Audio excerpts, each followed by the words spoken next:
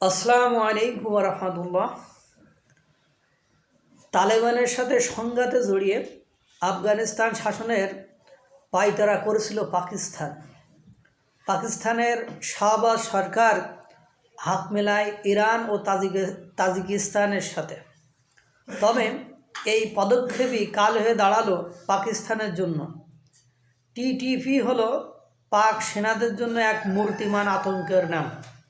শাহবাজ সরকারকে চাপে ফেলতে পাকিস্তানের 16 জন পরমাণু বিজ্ঞানীকে অপহরণ করেছে টিটিপি।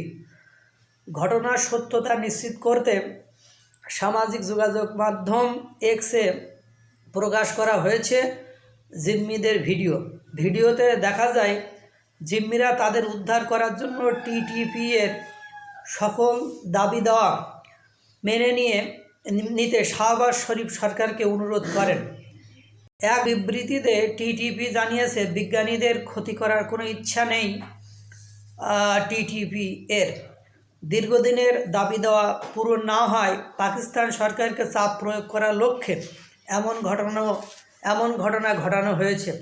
টিটিপি এর দাবির মধ্যে রয়েছে তাদের বিরুদ্ধে পাক সেনাদের চলমান অভিযান বন্ধ করা। এর মধ্যে বিভিন্ন গণমাধ্যম জানিয়েছে বিজ্ঞানীদের অপহরণের সময় খনি থেকে বিপুল পরিমাণ ইউরেনিয়াম লুট করেছে, অর্থাৎ ওই পরমাণু উড়ান থেকে বিপুল পরিমাণ ইউরেনিয়াম লুট করেছে টিটিপি। পাক পরমাণু বিজ্ঞানীদের অপহরণের খবর এমন সময় এলো যার কিছুক্ষণ আগে বৈঠক করেছে তালেবান ও ভারতের প্রতিনিধি দল। দুবাইয়ের এই উচ্চ পর্যায়ের বৈঠক অনুষ্ঠিত হয় বুধবার। ভারতের পক্ষে উপস্থিত ছিলেন পররাষ্ট্র সচিব বিক্রম মিস্ত্রি। অন্যদিকে আফগানিস্তানের কূটনৈতিক দলের নেতৃত্ব দেন তালেবানের ভারপ্রাপ্ত পররাষ্ট্র মন্ত্রী মাওলাই আমির খান মুত্তাকি। দ্বিপক্ষীয় বাণিজ্য সহযোগিতা নিয়ে আলোচনা হয় বৈঠকে। আফগানিস্তানকে মানবিক সহায়তা অব্যাহত রাখার প্রতিশ্রুতি দেয় ভারত। নয়াদিল্লির এমন বন্ধুত্বকে স্বাগত জানিয়েছে আফগানিস্তানের কাবুল। এর একদিন আগে আফগানিস্তানে পাকিস্তানের সাম্প্রতিক হামলার নিন্দা জানায় ভারতের পররাষ্ট্র মন্ত্রণালয়। অনেকে ধারণা করছে পাক বিজ্ঞানীদের অপহরণের পেছনে হাত রয়েছে ভারতের। তালিবানকে শাস্ত করার লক্ষ্যে প্রতিবেশী তাজিকিস্তান ও ইরানের সঙ্গে গোপন চুক্তির অভিযোগ রয়েছে পাকিস্তানের বিরুদ্ধে।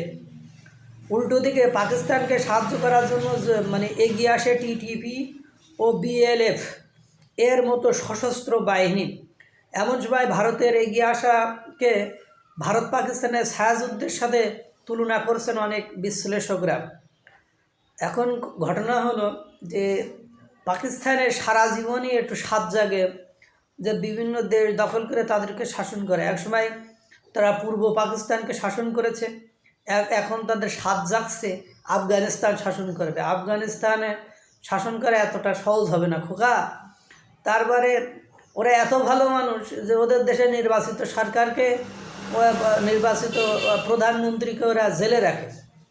সারাটা জীবন ওরা শুধু যুদ্ধ বিগ্রহ সংঘর্ষ সংঘাতে জড়িয়ে থাকলো। কিছুদিন আগে দেখলাম নিজের দেশে শিয়া সুন্নিদের মধ্যে মারামারিতে 15-20 জনের বেশি লোক নিহত হয়েছে এবং শত শত লোক আহত হয়েছে।